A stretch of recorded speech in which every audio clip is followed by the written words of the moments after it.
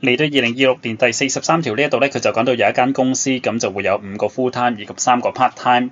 咁留意住今次 total 咧就8個人喺度㗎。咁但係咧佢就要隨機咁就抽7個出嚟咧，咁去排隊。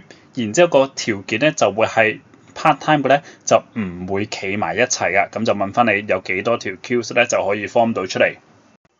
因此咧，我哋就先寫翻 the required number。咁同學就留意翻啦，以下呢個情況咧，其實就最少都必定係抽到2個 part time 㗎。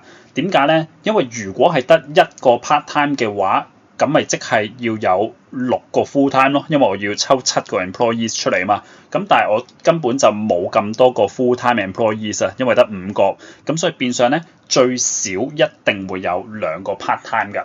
好啦，咁我哋就先睇翻個情況，就係而家抽出嚟個7個咧，就會係5個 full time，然之後2個 part time。咁如果我要係 part time 唔可以企埋一齊嘅話，咁你就先處理咗嗰5個 full time 先。喺呢一度咧，我哋就會有5個 full time 喺度。然之後對於剩低嗰2個 part time 咧，其實就會有以下嘅位置俾佢揀啊。總共咧就會有6個位俾佢揀，然之後佢去排啦。咁所以咧喺以下呢個情況，亦即係話第一步我哋就先有呢個5C5，5個 full time 就抽5個出嚟。然之後3個 part time 咧就抽2個，跟住對於嗰5個 full time 咧就任佢排啦。咁所以我哋就會有5個 factor。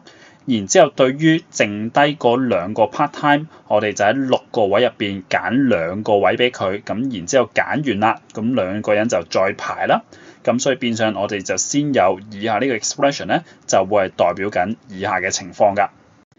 喺呢一度咧就要小心啲，其實咧就仲有第2個情況㗎。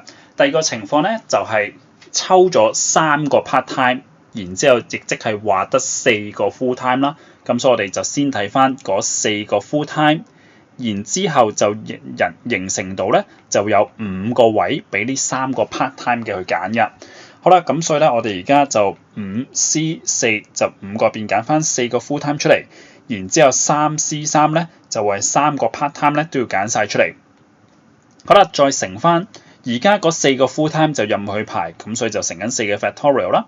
再乘對於嗰3個 part time 咧，就喺呢5個位入邊，佢就揀3個出嚟，然之後3個咧就再排。咁所以我哋以下呢個 expression 咧就係代表緊第2個情況㗎。